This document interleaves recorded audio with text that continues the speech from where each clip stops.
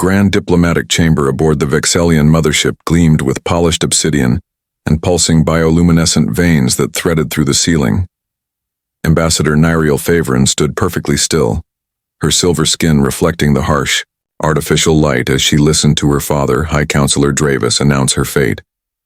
"The arrangement is finalized," he declared to the assembled dignitaries. "My daughter will wed Commander Vrax to seal our alliance with the Morcadian Empire." Nyriel's four-chambered heart constricted painfully.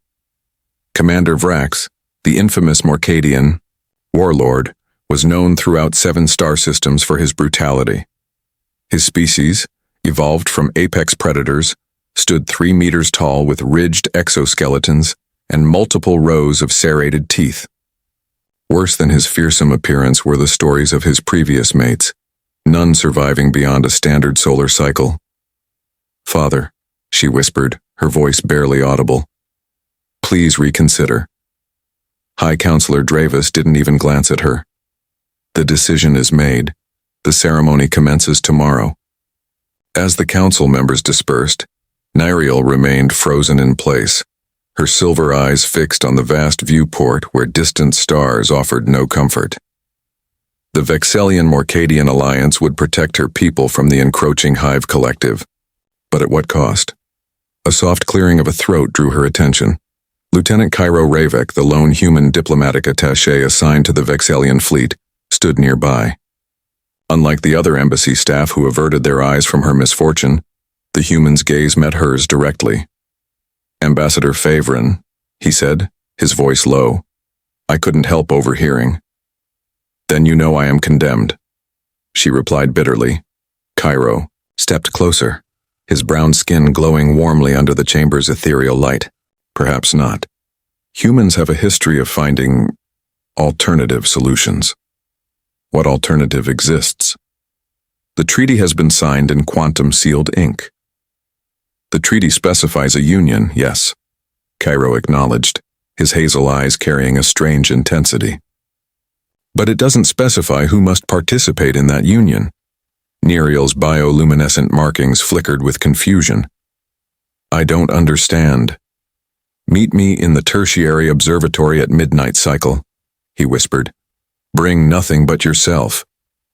Before she could question him further, Cairo bowed formally and retreated, leaving Nyriel bewildered but with something she hadn't possessed moments earlier, a dangerous, fragile spark of hope. That night, as the mothership's systems dimmed to simulation of evening, Nyriel slipped through the corridors, her ceremonial robes exchanged for simple attire. The tertiary observatory was rarely used, positioned at an awkward junction of the ship's engineering and diplomatic sectors. When the door slid open with a soft hiss, she found Cairo waiting, silhouetted against the spectacular nebula visible through the curved viewport. "Lieutenant Ravek, explain yourself," she demanded, though her voice lacked its usual authority.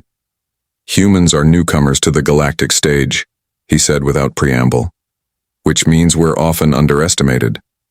What most species don't realize is that before we reached the stars, we spent millennia perfecting the art of defiance." He turned to face her fully, expression resolute. "Ambassador, I have a plan to save you from this fate, but you'll need to trust me completely." "Your plan is madness," Nyriel whispered, her bioluminescent patterns pulsing with anxiety as Cairo finished explaining. "Diplomatic substitution has never been successfully invoked in a binding alliance treaty." "That's where you're wrong," Cairo countered, pulling up a holographic display from his wrist device. Ancient Vexelian legal text scrolled before them. "The 13th precept of interspecies agreements, enacted during the galactic confluence of 2879. A representative of equal or greater diplomatic standing may substitute as signatory vessel in matrimonial alliances." Nyriel scrutinized the text, her silver eyes widening. "This hasn't been invoked in 14 generations. But it's never been struck from your legal code," Cairo pointed out.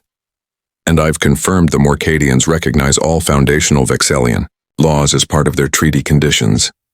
Even if this works legally, you would be sacrificing yourself," Nyriel said. "Commander Vrax is notorious for consuming his mates." "Yes, I'm aware." Cairo's expression remained unflinching. But humans aren't as fragile as we appear, and the Morcadians have never attempted to bond with a human before. He stepped closer, lowering his voice. What they don't know is that certain compounds in human biochemistry are mildly toxic to Morcadian physiology.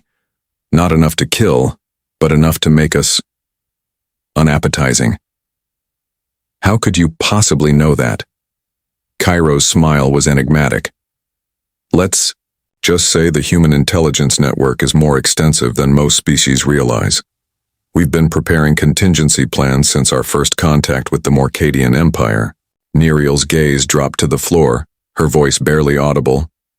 Why would you do this for me? For someone not of your species? Because humans don't believe anyone should be forced into marriage, regardless of their origin, Cairo answered simply. And because your research on quantum photonic communication could save billions of lives across the galaxy, lives that would be lost if your work ended with you. A sharp beep from Cairo's device interrupted them. We need to move quickly. The ceremonial preparations begin in 4 hours. My father will never approve this substitution, Neriel warned. He won't have to. The precept requires only the approval of the Vexellian High Judicator. Cairo's expression turned grim. Fortunately, Judicator Elthra owes me a favor, something involving her offspring and a rather delicate situation on Proxima Station last year. Neriel's markings flashed with surprise. You saved Judicator Elthra's child?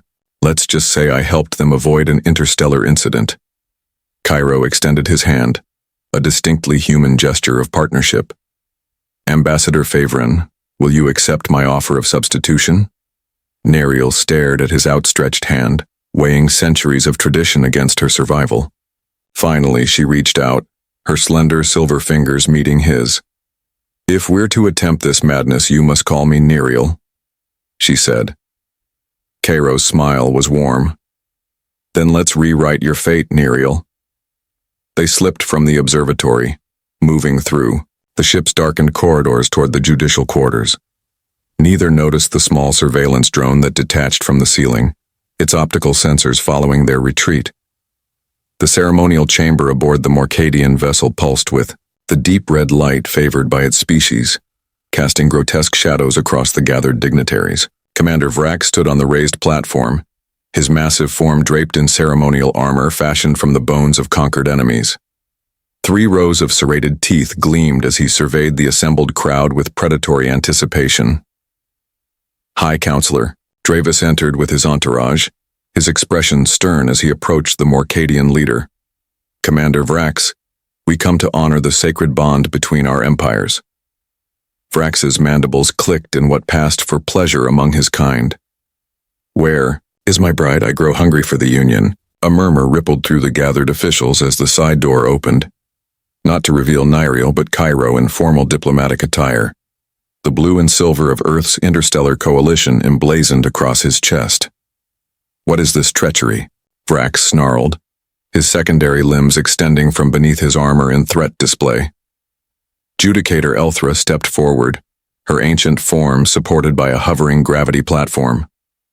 Her voice, though frail, carried the weight of Vexellian law. There is no treachery, Commander. Lieutenant Cairo Ravek invokes the 13th precept of interspecies agreements. She raised a gnarled hand, projecting the ancient text for all to see. As Earth's designated diplomatic representative to the Vexellian fleet, he holds the necessary standing to serve as substitute in this alliance binding. High Counselor Dravis's face contorted with rage. This is absurd. I did not authorize. Your authorization is not required, Counselor, Judicator Elthra interrupted.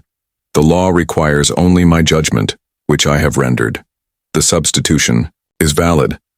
Vrax's massive form trembled with barely contained fury. I agreed to bond with a Vexellian female, not a human male.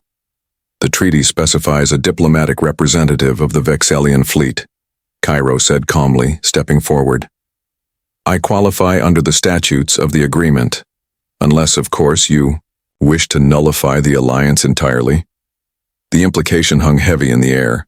Without the alliance, the Morcadian Empire would stand alone against the expanding Hive Collective, whose biomechanical swarms had already consumed 3 star systems along their border. Vrax's eyes narrowed to venomous slits. You play a dangerous game, human. Not a game, Commander, Cairo replied, maintaining unwavering eye contact despite the difference in their heights. An application of law to preserve the spirit of our alliance while respecting the dignity of all parties. A tense silence fell over the chamber as Vrax considered his options, his secondary limbs twitching with agitation.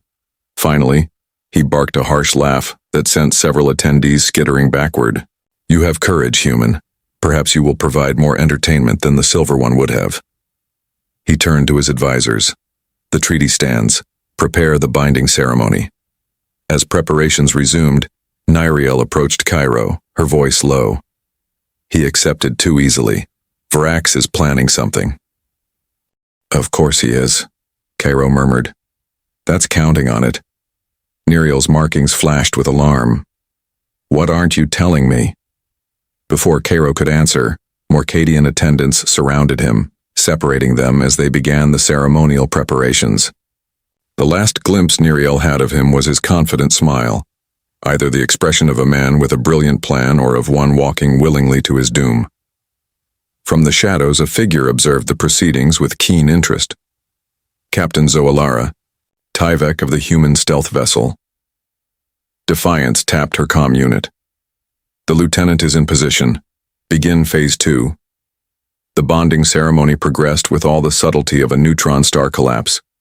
Morcadian rituals favored displays of dominance, and Commander Vrax spared no opportunity to emphasize Cairo's subordinate position in their union.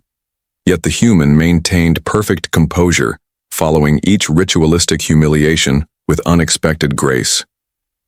Kneel before your master, the Morcadian priest commanded, his voice like gravel churning through an industrial processor.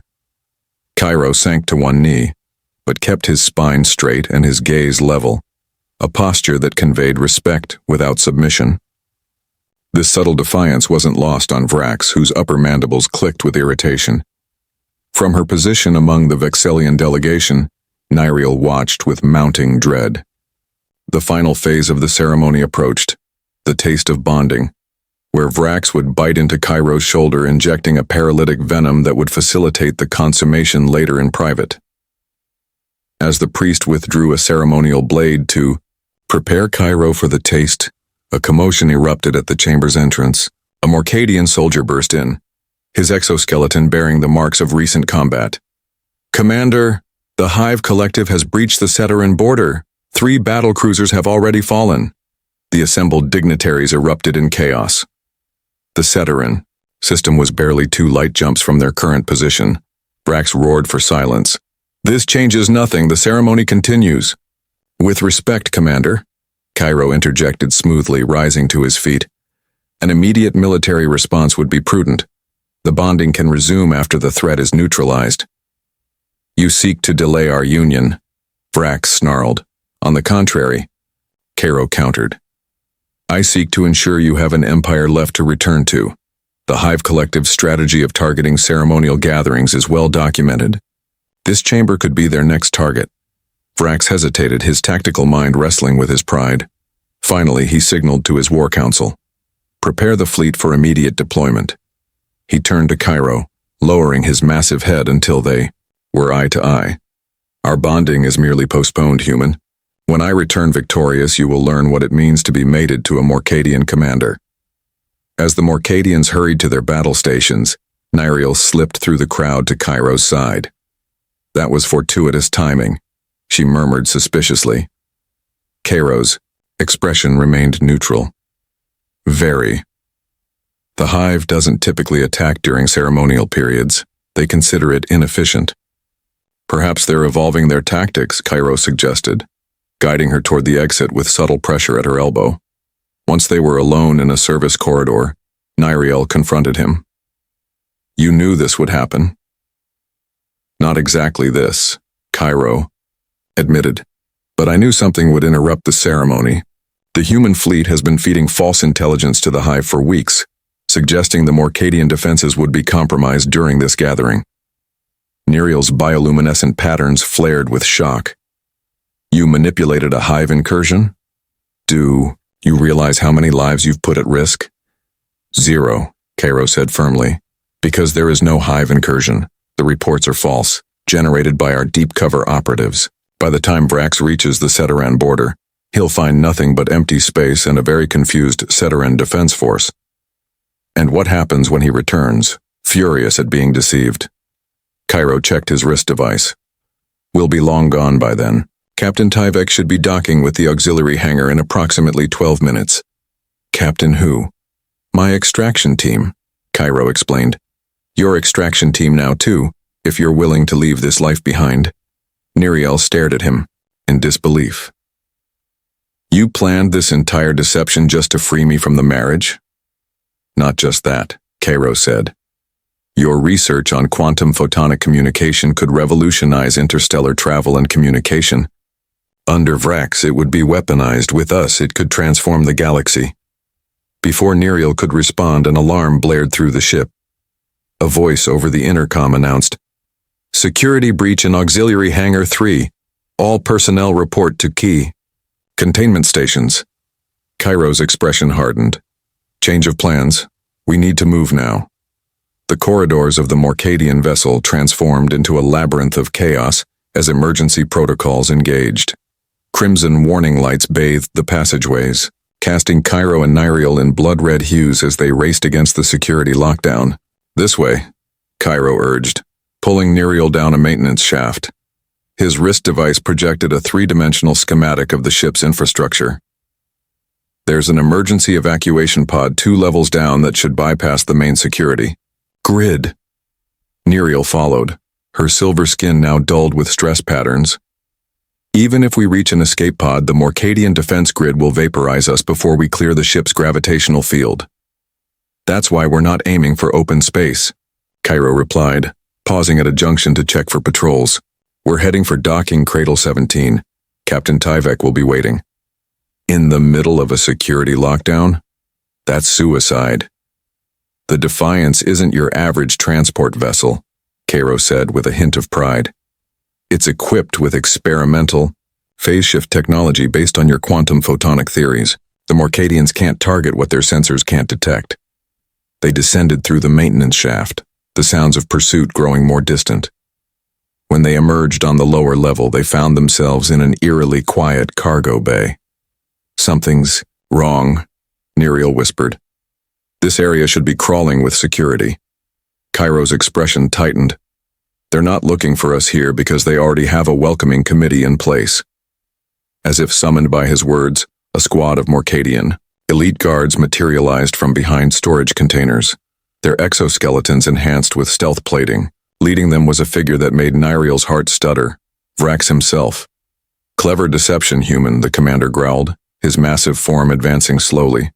False hive reports. A phantom extraction team. Did you really believe the most successful predator species in the quadrant wouldn't recognize a trap? Cairo positioned himself between Niriel and the Morcadians. It was worth a try. Vrax's mandibles clicked in what passed for amusement. I must admit I underestimated human cunning.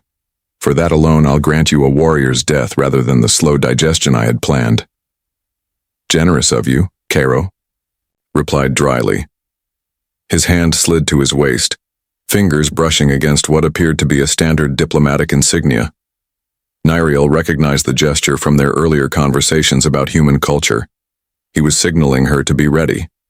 Before you kill us, Cairo said, I'm curious, how did you see through our plan? Vrax gestured toward a small hovering drone, the same surveillance unit that had followed them on the Vexelian ship. Your species has yet to learn that the walls themselves have eyes in this part of space. A valuable lesson, Cairo acknowledged. Here's one in return. Humans rarely plan for just one contingency. In a fluid motion, he pressed his insignia and threw himself backward, pulling Niriel down as a blinding flash erupted from the badge. The Morcadians, with their light-sensitive compound eyes, roared in agony. Cover your ears, Cairo shouted. A second later, a concussive wave rippled through the cargo bay, knocking the Morcadian guards off their feet. The wall behind them shimmered and dissolved, revealing the sleek outline of a vessel where solid bulkhead had appeared to be. Optical camouflage, Niriel gasped as understanding dawned. Holographic projection coupled with sensory manipulators, Cairo confirmed. pulling her toward the newly revealed ship. The Defiance has been here the whole time. The vessel's airlock opened, revealing a compact bridge where a woman with sharp features and close-cropped silver hair waited. "You're late, Lieutenant," she barked. "Traffic problems, Captain," Cairo replied, helping Neriel aboard. Captain Zoalara, Tyvek didn't waste time on pleasantries. "Extraction complete. Initiating phase shift in 3, 2... The ship shuddered as a gravitational tether locked onto them. Vrax, recovering faster than his subordinates, had activated the bay's emergency containment system. "They've got us in a tractor lock," Tyvek shouted, her fingers flying over the controls. Cairo turned to Neriel, urgency in his eyes. "Your research, the quantum photonic field disruption, could it break a gravitational tether?" "Theoretically, yes, but I've never implemented it on this." "Scale!" "Theory will have to do," he said, guiding her to the ship's engineering station, "because we're out of alternatives." The Defiance's engine core thrummed beneath Neriel's palms as she interfaced with the ship's systems. Human technology felt primitive compared to Vexelian designs, yet possessed an innovative elegance she hadn't anticipated. "The principle is sound," she muttered, reconfiguring the phase shift drive to accommodate her calculations. "But your power systems weren't designed for quantum photonic manipulation. We'll get one attempt before the relays burn out." Cairo worked beside her, anticipating her needs with unexpected precision. "The drive coils can handle a 15-second surge if we redirect auxiliary power." On the bridge, Captain Tyvek maintained a stream of colorful human expletives as she fought to keep the ship stable against the gravitational tether's increasing pull. Through the viewports, they could see Vrax directing his engineers to strengthen the containment field. "Whatever you're doing, do it faster," Tyvek shouted, hull integrity dropping to 70%. Neriel's bioluminescent patterns flashed with inspiration. "We don't need to break the tether, we just need to reverse its polarity." "Creating a repulsion wave," Cairo finished her thought. "Brilliant." Their fingers flew over the controls in perfect synchronization. For Neriel, the moment transcended. Their desperate circumstances. Never before had another being so effortlessly comprehended her theoretical leaps. "Ready on my mark," she announced. 3, 2... The ship lurched violently as a second tether locked on from the opposite direction. "They're trying to tear us apart," Tyvek warned. 50 seconds to structural failure." Neriel made a final adjustment. "Initiating now." The Defiance's lights dimmed as power surged into the modified phase shift drive. A visible wave of distortion rippled outward from the ship, colliding with the gravitational tethers. For one terrible moment, nothing happened. Then reality seemed to hiccup. Where the tethers had been exerting opposing forces, they suddenly repelled each other with equal vigor. The Morcadian tractor beams, still active but now reversed, slammed back into their emitters with catastrophic results. Secondary explosions cascaded through the docking bay. "Go!" Neriel shouted. Tyvek didn't need to be told twice. The Defiance shot forward, bursting through the destabilized hangar field into open space. Behind them, alarms wailed as the Morcadian vessel struggled to contain the chain reaction of failing systems. "Phase shift drive engaging in 3, 2, 1, Tyvek announced. The stars around them blurred as the ship transitioned into quantum phase, becoming essentially undetectable to conventional sensors. They had escaped. Hours later, safely hidden. In the shadow of a gas giant several systems away, Neriel found Cairo in the observation deck, staring out at the swirling atmospheric patterns below. "Your captain says the drive modifications worked better than expected," she said, joining him at the viewport. "We've essentially created a prototype for practical quantum photonic transportation." "We," Cairo noted with a smile. "Not just you." Neriel's markings pulsed with embarrassment. "The implementation was a collaborative effort." "And where will you take your collaboration next?" he asked. "Earth has extended an official invitation for you to continue your research at our Advanced Sciences Division. Full diplomatic immunity, complete creative freedom." "A generous offer," Neriel acknowledged. "But I'm not certain I wish to trade one form of control for another. What would you choose if the choice were truly yours?" The question startled her. Throughout her existence, Neriel's path had been determined by others. Her father, her position, her duty to her species. The concept of personal choice felt almost foreign. I would choose exploration, she finally said. There are theories I've developed that cannot be tested in controlled environments. I need to study quantum photonic phenomena at the edges of known space, near gravitational anomalies and stellar nurseries. Cairo's expression brightened. As it happens, the Defiance is being reassigned to deep space scientific exploration. Captain Tyvek mentioned their short a chief science officer. You planned this too? Niriel asked, though without accusation. I merely created possibilities, Cairo replied. The choices are, and always will be, yours to make. Niriel turned, her gaze back to the gas giant below. Its swirling storms mirroring the tumult of possibilities suddenly opened to her. For the first time in her life, no treaty dictated her future. No familial obligation constrained her potential. What will happen to my father and the Vexelian fleet? She asked. Already addressed. When Vrax failed to capture us, he blamed your father for the deception. The alliance is shattered, but in the confusion the Vexelians have formed a new coalition with the Ceteran Collective, a much more compatible partner without matrimonial demands. Niriel shook her head in amazement. You humans are terrifyingly thorough. We've had to be, Cairo said simply. We're physically weaker than most species with no natural defenses and a fraction of your lifespan. Strategic thinking isn't just our strength, it's our survival. He turned to face her fully. So, Dr. Favren, what will it be? Earth, home, or the stars? Niriel's markings pulsed with a pattern Cairo hadn't seen before. Determination mixed with something that might have been joy. The stars, she said. Definitely the stars. 3 days later, as the Defiance prepared to depart for the uncharted regions beyond the Perseus Arm, Niriel stood on the bridge beside Captain Tyvek. Cairo entered, now wearing the insignia of a diplomatic science liaison. Course plotted for the Cerulean Veil, Tyvek announced. Dr. Favren's quantum photonic drive modifications should get us there in half the standard time. Ready when you, our captain, Niriel responded, her silver fingers dancing across the science station with newfound confidence. As the ship hummed with pre-launch preparations, Cairo moved to stand beside her.